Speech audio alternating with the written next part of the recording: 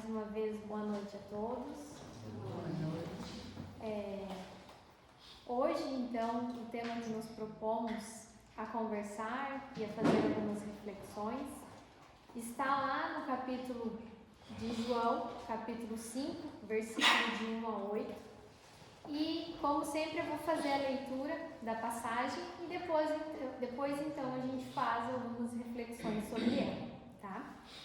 Então, ela começa assim: depois disso, havia uma festa entre os judeus e Jesus subiu a Jerusalém. Ora, em Jerusalém há, próximo à porta das ovelhas, um tanque chamado em hebreu Betesda, o qual tem 5 alpendres. Nestes jazia grande multidão de enfermos, cegos, mancos e ressecados, esperando o movimento da água. Porquanto um anjo descia em certo tempo ao tanque e agitava a água. O primeiro que ali descia, depois do movimento da água, sarava de qualquer enfermidade que tivesse. E estava ali um homem que havia 38 anos se achava enfermo. E Jesus, vendo este deitado e sabendo que estava neste estado havia muito tempo, disse-lhes: queres ficar são?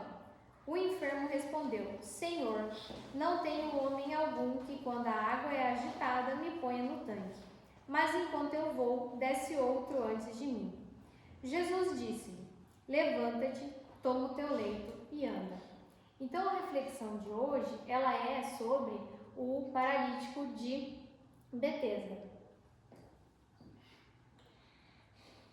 Dito isto, quando nós chegamos no Espiritismo, nós aprendemos que a vida ela representa movimento, que a vida representa constante renovação, para sairmos da nossa inércia e galgarmos, esse longo caminho que nos propomos para cada vez mais chegarmos e avançarmos ao infinito e estarmos próximos de Deus. A vida, portanto, ela é movimentar-se. E a estagnação, em certo sentido, ela demonstra a morte. A morte em qual sentido? No sentido espiritual. Então, aquele que deixou a vida, deixou o sentido de evoluir e de crescer. Vejamos, por exemplo, a água, A água viva, a água que tem movimento, ela, por onde passa, ela floresce, ela leva vida, A água, por sua vez, quando ela fica sem movimento, ela se torna uma água morta, Dessa água a gente não consegue que os animais se alimentem, que os animais a bebam, ela não traz vida, ela se torna fétida.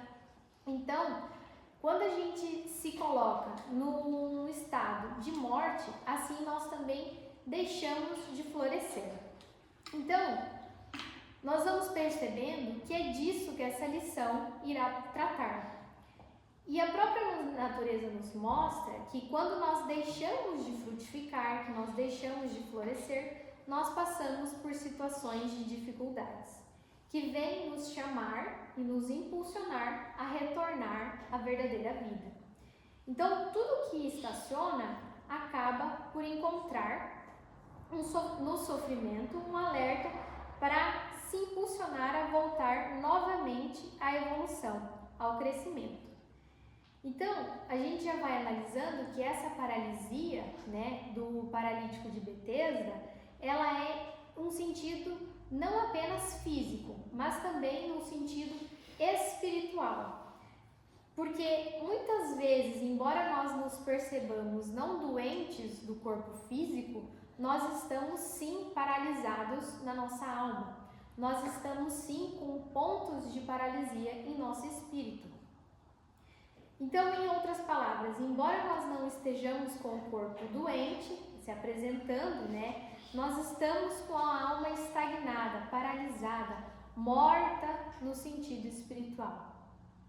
Então, se nós analisarmos, todos aqui temos pontos de paralisia, não à toa estamos reencarnados, Se nós não tivéssemos pontos de paralisia, aqui não estaríamos, já estaríamos em mundos crísticos, assim como Jesus.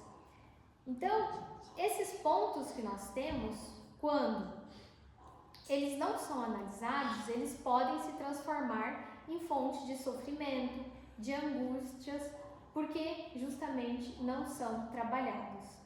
Então, os nossos vícios, as nossas más tendências, a nossa falta de agir no bem, de amar, de perdoar.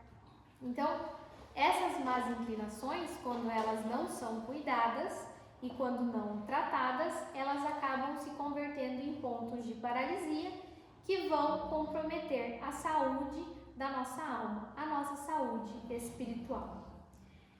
E é interessante que, embora nós saibamos da função do corpo físico, né, que é apenas o desenvolvimento do nosso corpo espiritual, nós ligamos a nossa saúde ao completo funcionamento dos nossos órgãos.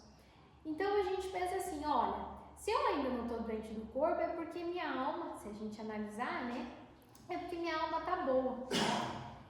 Mas a gente se esquece que muitas vezes as nossas doenças espirituais, as nossas doenças morais, são muito mais graves do que as doenças do corpo físico. Então, quando a gente olha para o nosso irmão que já apresenta algum tipo de doença, né, do corpo físico, nós não podemos em momento algum julgá-lo pensando, aquele ali tem a alma doente, por isso está doente.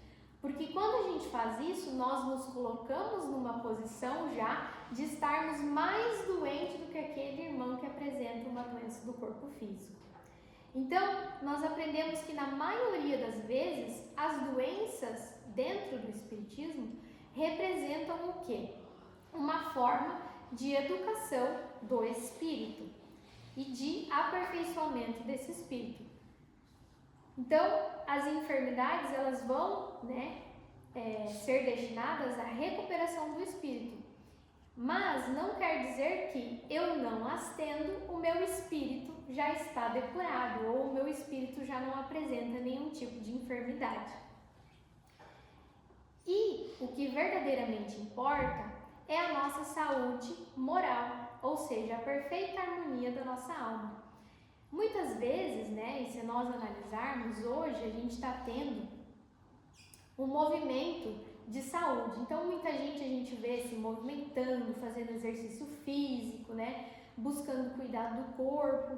E aí, se a gente se pergunta, a gente fala quantas vezes você treina no dia, ou faz na semana, ou faz algum tipo de exercício físico. Existem pessoas que 7 vezes por semana, E isso não tem nada de ruim. Por quê? Porque como a gente sabe e aprende aqui no Espiritismo, o nosso corpo é então um instrumento do Espírito. E se a gente cuida do nosso corpo, se a gente come bem, nós vamos conseguir galgar, um tempo longo de vida. E quanto mais tempo de vida, mais tempo nós temos para reparar aquilo que precisa ser reparado. Então isso não é uma coisa ruim. Nós devemos sim cuidar do nosso corpo, nós devemos sim praticar exercício físico. Mas e o treinamento moral? E o treinamento espiritual? Quantas vezes nós paramos durante a semana para fazer uma prece edificante?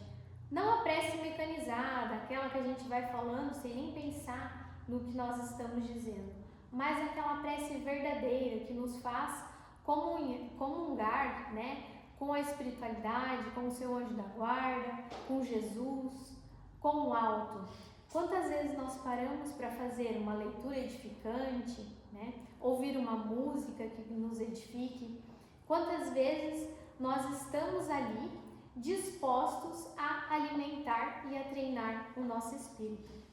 Então, o que Jesus quer nos mostrar com essa passagem é que o que verdadeiramente importa é a saúde da nossa alma.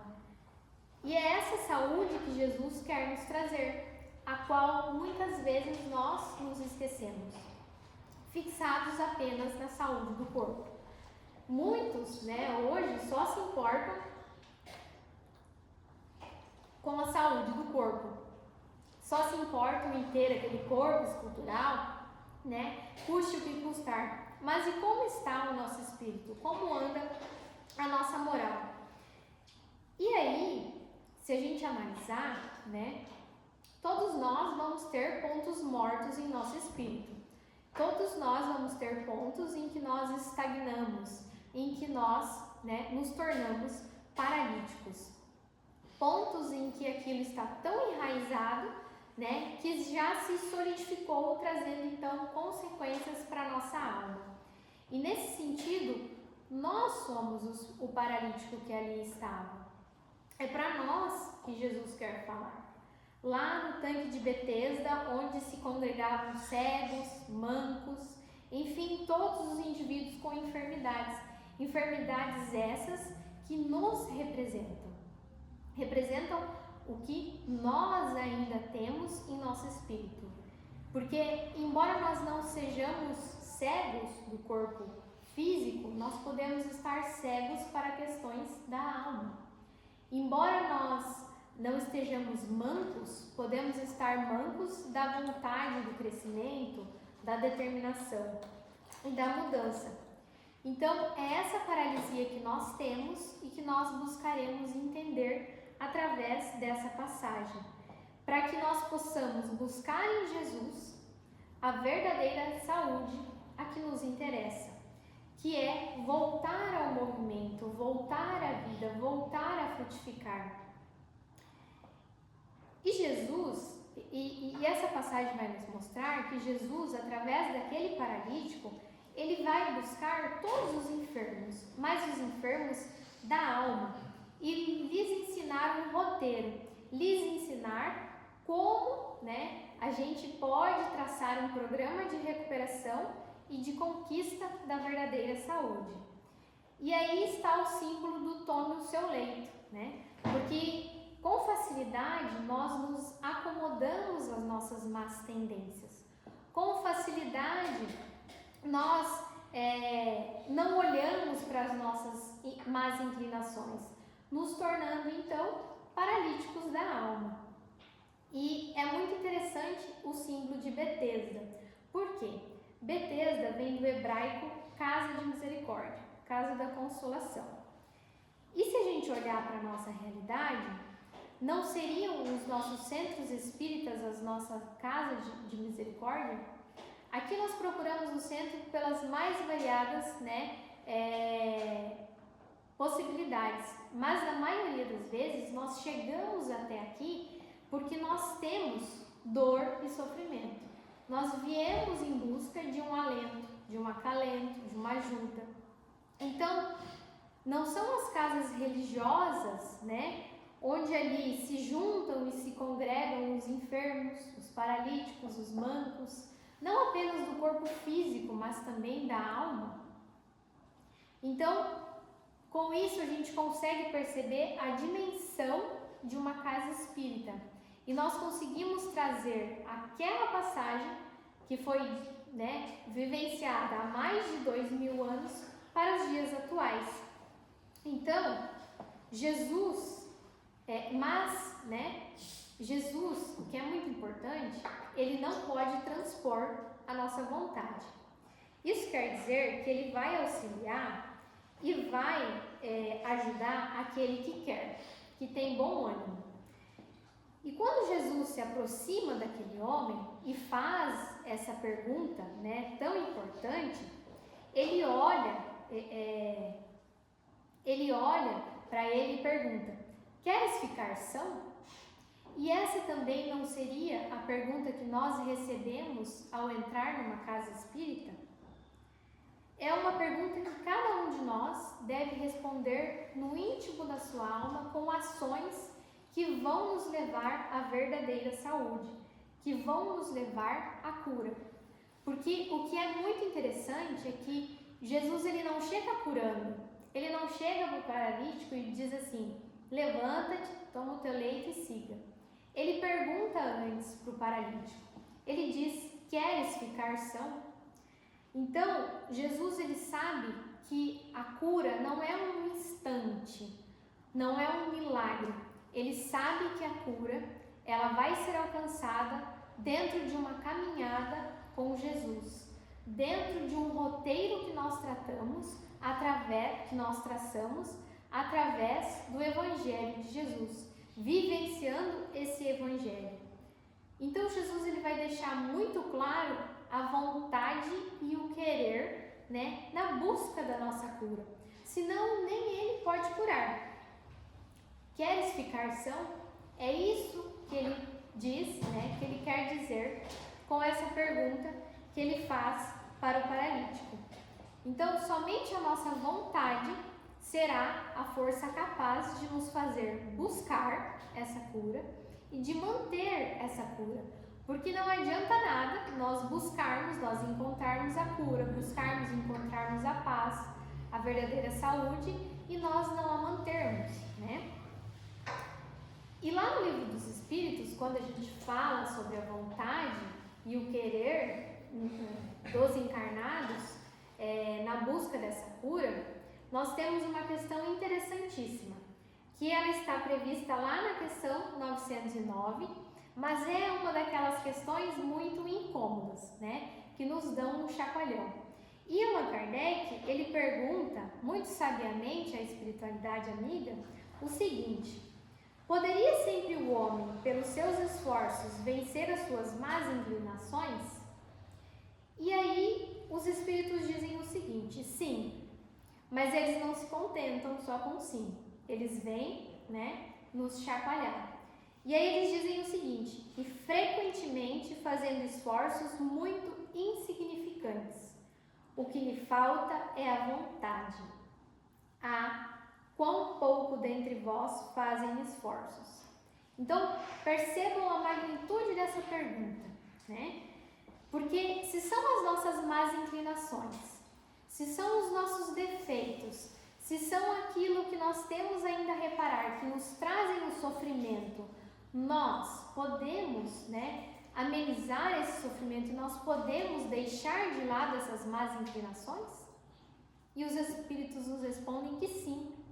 E o que é muito interessante, eles dizem que frequentemente com pequenos esforços, quase que insignificantes. Então, esforços diários, cotidianos, né? Da educação da nossa alimentação, da educação do nosso sono, da própria educação com os nossos familiares, ela traria benefícios imensos para a nossa alma. Porque não adianta nós querermos grandes coisas se nós ainda não fazemos nem o mínimo, nem o básico. Como nós vamos querer galgar o alto, né? Então, se a gente não para durante a semana para fazer uma prece, se a gente não para ser educado com as pessoas, para controlar o nosso mau humor, né? Como é que a gente quer ter os grandes objetivos? Então, depois de nós conseguirmos o mínimo, o básico, né, é que nós vamos poder galgar o alto. Então, a educação das nossas emoções, a prática do amor, a prática da caridade, a prática do perdão, porque isso sim são as coisas mais elevadas que nós devemos galgar. E os espíritos nos dizem o quê? Que apesar disso, apesar de eles darem a entender que nem os esforços pequenos nós fazemos e que nós não temos vontade, né, desses esforços pequenos, sempre será possível. Por quê? Não nos é dado fardo maior do que nós podemos carregar.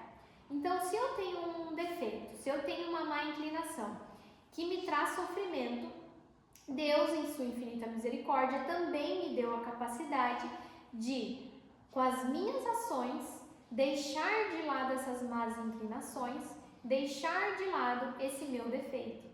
Mas, como a gente viu, apenas a vontade, e a nossa vontade não tem como o outro fazer por mim, é que nos levará, né, à cura da nossa alma, que nos levará a sair dessa paralisia, a sair dessa estagnação, dessa morte espiritual que nós ostentamos ainda. E aí está também a transposição da montanha através da fé de um grão de mostarda.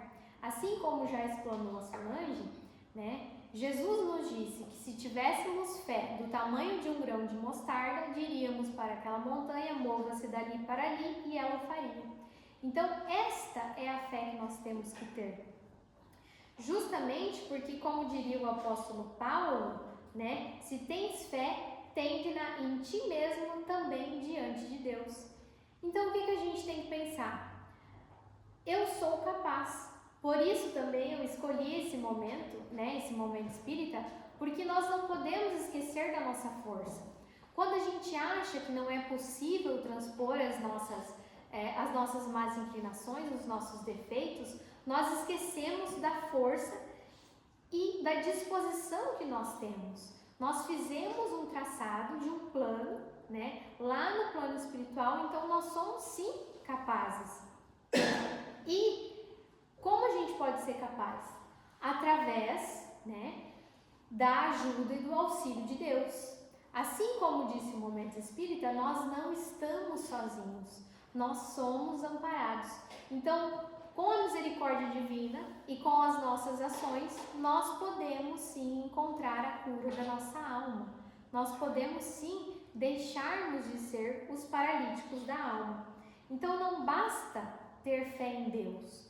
Nós temos que ter fé em nós mesmos, porque Deus não pode curar sem um requisito, né? Deus não pode escolher um ou outro para continuar doente.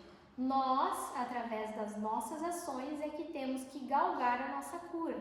Somos nós que devemos correr atrás da nossa cura.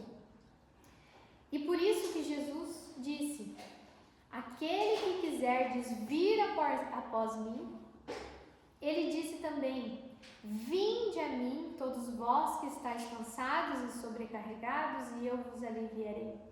Percebam que o convite é sempre do movimento, do sair dessa estagnação, do sair do conforto em que nós nos encontramos, para que nós possamos, né, permanecer firmes e inabaláveis no momento da provação. Através do quê? Do Evangelho de Jesus. Mas sempre Jesus nos convida ao movimento. Não é possível nós continuarmos ali, sentados naquele leito, naquela cama, com as nossas más inclinações e com aquilo que precisa ser reparado.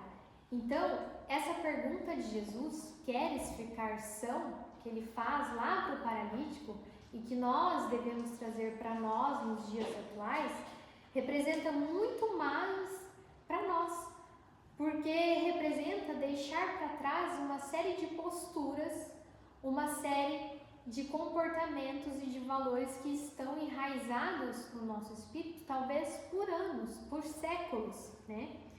Porque a gente se apega às nossas dores, a gente se apega ao nosso melindre, a gente se apega ao nosso orgulho. Então a gente pensa assim: como que eu vou perdoar se aquilo que aquele irmão me fez é muito grave?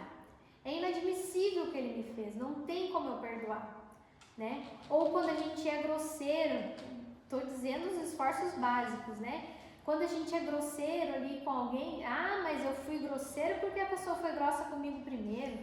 Então, o que a gente busca fazer? Deixar, né? E nós costumamos estar ali acostumados com essas nossas más inclinações. Então, eu realmente vou deixar isso para trás para viver o Evangelho de Jesus? Eu realmente estou disposto a amar verdadeiramente o outro, a Deus e a mim mesmo, e ao outro como a mim mesmo? Eu estou disposto a perdoar 70 vezes, 7 vezes? Eu estou disposto a me humilhar para que o outro seja exaltado? Então, veja o tamanho dessa pergunta. Queres ficar são? Não é uma simples pergunta que Jesus fez para aquele paralítico e que nós nos devemos fazer. Se nós formos ver, é a pergunta das nossas vidas, né? Nós temos, a grande pergunta, é a pergunta de R$1 milhão, vamos dizer assim, para o nosso espírito. E nós precisamos saber se nós já estamos dispostos a responder sim para essa pergunta. Porque Se nós estamos dispostos, nós vamos entrar nessa jornada com Jesus. E como está o nosso querer? Como está a nossa disposição? Como está a nossa vontade? E dito isso, nós temos também a questão 911 do Livro dos Espíritos, que vai dizer sobre o nosso querer, sobre a nossa vontade.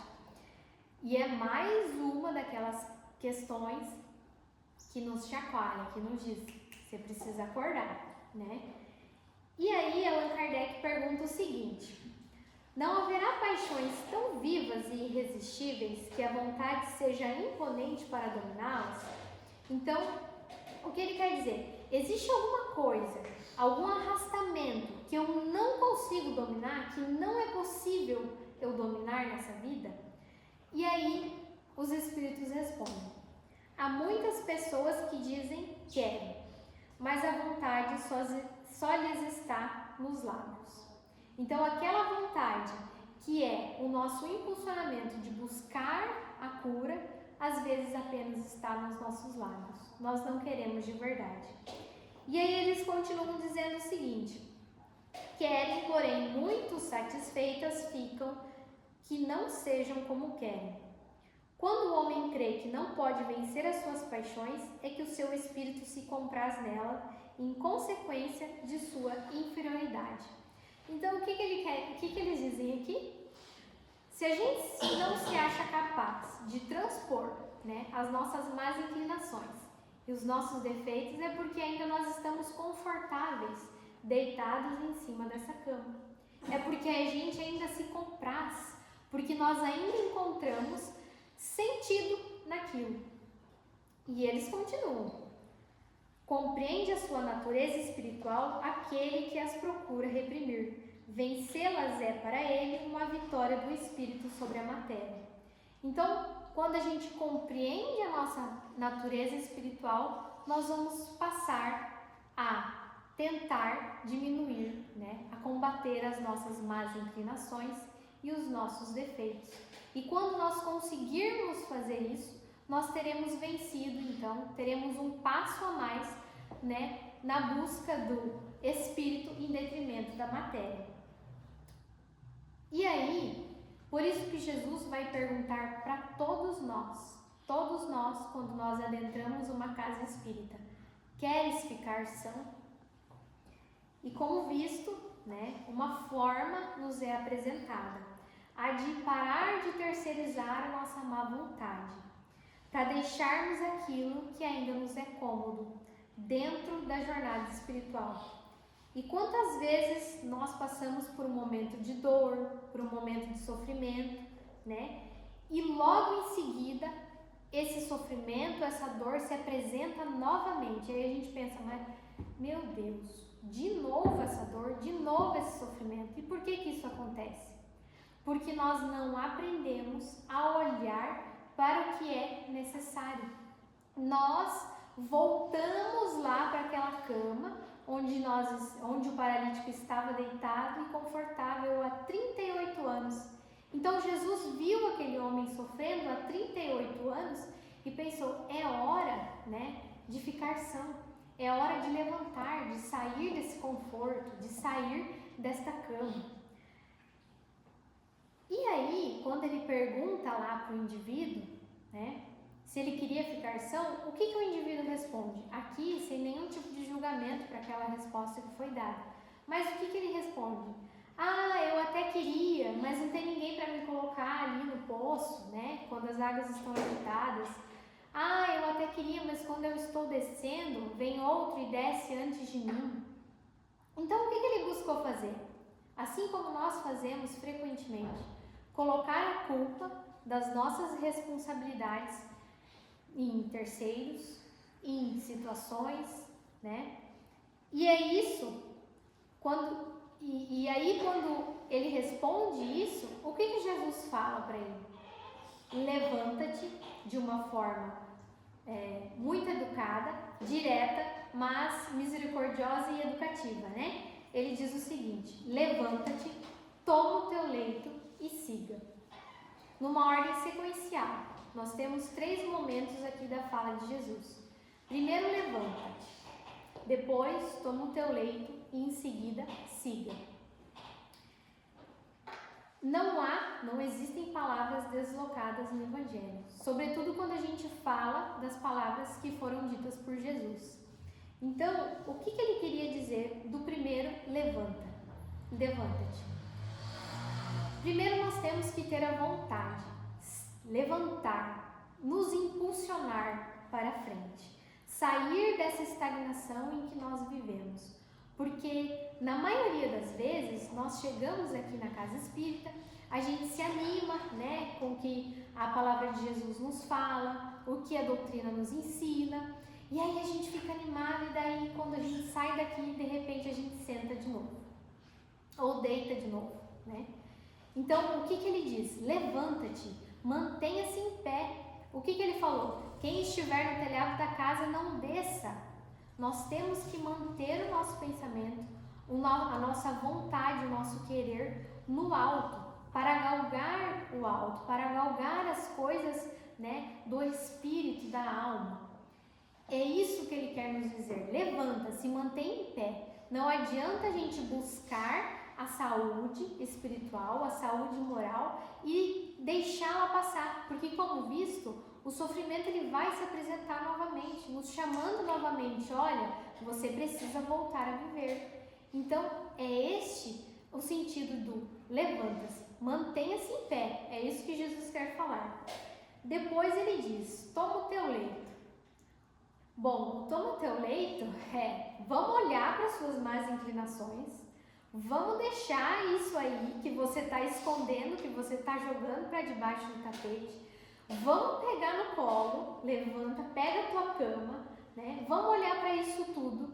Vamos parar de terceirizar a nossa responsabilidade, de colocar a responsabilidade nas circunstâncias, no outro. E você precisa trabalhar isso, né? A gente precisa trabalhar isso, que a gente já percebe as nossas más inclinações, os nossos vícios, os nossos defeitos. E por último, Jesus ele diz, siga. O que é o siga? Então, a nossa vontade precisa estar lá em cima, nós precisamos querer continuar, né, neste caminho, nós precisamos querer alcançar a saúde espiritual. O segundo nós precisamos olhar para as nossas más inclinações, para aquilo que ainda precisa ser corrigido. E o seguir? O seguir é entrar na jornada que nos propusemos com Cristo, entrar na jornada de viver verdadeiramente o Evangelho. Não de dizer, né, por aí, apenas sair falando, mas de viver o Evangelho. Porque, assim como Jesus disse, aonde está a sua vontade, aí está também o seu coração. Então, a nossa vontade precisa ser de caminhar com Jesus, continuar essa caminhada longa, né, mas uma caminhada evolutiva, de vida, de evolução, de crescimento, para que um dia nós possamos encontrar a felicidade real. Mas Jesus nos disse, vós sois o quê? Deuses. Tudo que eu faço também um dia eu fareis. Então nós temos a capacidade, nós podemos um dia chegaremos a Cristo. Falta um pouco, né? Acredito eu. Mas um dia chegaremos lá. Não podemos nos permanecer deitados, porque senão seremos paralíticos da alma por séculos e séculos. E o sofrimento vai se apresentar para que nós, então, possamos acordar e voltar a viver. Então, qual deve ser o nosso propósito? Seguir com Jesus. Nos mantermos em pé, com vontade, no seu Evangelho. Então, que nós possamos deixar de sermos paralíticos da alma, não olharmos tanto para as questões materiais, mas para as questões morais, viver o Evangelho de Jesus, aplicarmos tudo aquilo que nós aprendemos aqui e cada dia, através de esforços insignificantes, galgarmos um pouquinho o alto, nos melhorarmos cada dia, em cada ação, a todo instante. Então, para que nós possamos, né, seguir essa caminhada com Jesus e um dia chegarmos lá e encontrarmos a verdadeira felicidade, a felicidade real, que lá permaneceremos se tudo der certo, né? Então, essa era a reflexão da noite. Agradeço a atenção de todos e devolvo a palavra para casa.